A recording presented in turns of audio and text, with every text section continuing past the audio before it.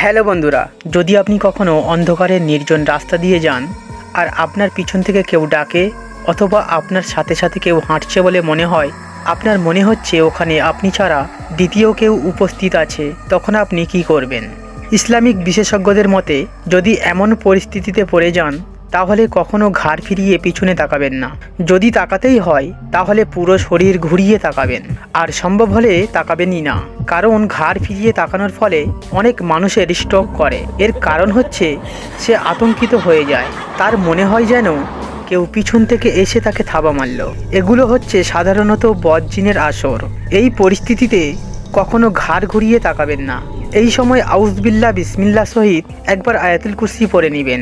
আর যদি বেশি ভয় লাগে তাহলে একটু উচ্চস্বরে পড়তে পড়তে আপনার গন্তব্যস্থলের দিকে হাঁটতে থাকবেন।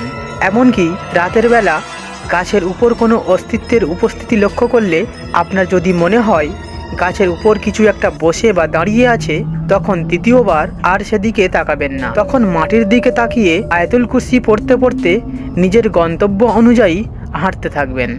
যদি এমন মনে হয় যে আপনি আপনার বাসায় ঢুকেছেন এবং ঢুকেই আপনার মতো আরেকজনকে দেখতে পেয়েছেন, তখন ভয় না পেয়ে নিজের চোখ বন্ধ করে নেবেন এবং জোরে জোরে একবার আয়াতুল কুরসি পড়ে নেন। তাহলে আপনার ভয় কেটে যাবে এবং জিনের কোনো আসর থাকলে তা চলে যাবে। রাতে বাম কাত হয়ে ঘুমাবেন না, ডান কাত হয়ে ঘুমাবেন। আবার অনেকেই উপুর হয়ে শুয়ে থাকে। একটি বিষয় মাথায় রাখবেন, আপনি যত বেশি উপুর হয়ে ঘুমাবেন বদ জিনের আসর আপনার উপর বেশি হওয়ার সম্ভাবনা থাকে।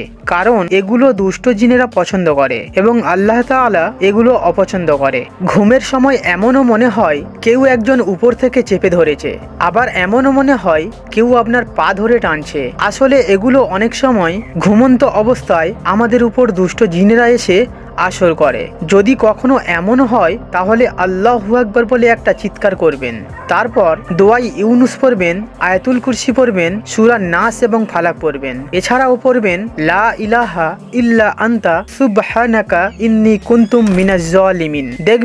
দেখবেন দুষ্ট জিন আপনার কাছ থেকে দূর হয়ে যাবে। আর যদি কোনো খারাপ স্বপ্ন দেখেন তাহলে বাম দিকে 3 বার থুতু নিক্ষেপ করবেন এবং সূরা নাস এবং সূরা ফালাক পড়ে ফুঁ দিবেন। তাহলে কোনো ক্ষতি বা রোগে আক্রান্ত হবেন না। রাতের বেলা একান্ত প্রয়োজন না হলে আয়না ব্যবহার করবেন না, কেননা এই সময় বদ জিন মানুষকে কুমন্ত্রণা দেয়। তাই যতটুকু সম্ভব রাতের বেলা আয়না ব্যবহার থেকে নিজেকে বিরত রাখবেন। সম্ভব হলে আয়নার সামনে একটা কাপড় ঝুলিয়ে দিবেন। প্রিয় দোস্ত, একটা কথা মনে রাখবেন, মানুষ হচ্ছে আশরাফুল মখলুকাত বা সৃষ্টির সেরা জীব। জিনদের কর্তৃত্ব মানুষদের উপরে নয়, বরং মানুষকে জিনের উপর শ্রেষ্ঠত্ব দেওয়া হয়েছে। তাই কখনো কোনো জিনকে ভয় পাবেন না, বরং একমাত্র আল্লাহকে ভয় করুন। আল্লাহ পাক আমাদের বদ জিনদের ওয়াসওয়াসা থেকে রক্ষা করুন। আমিন।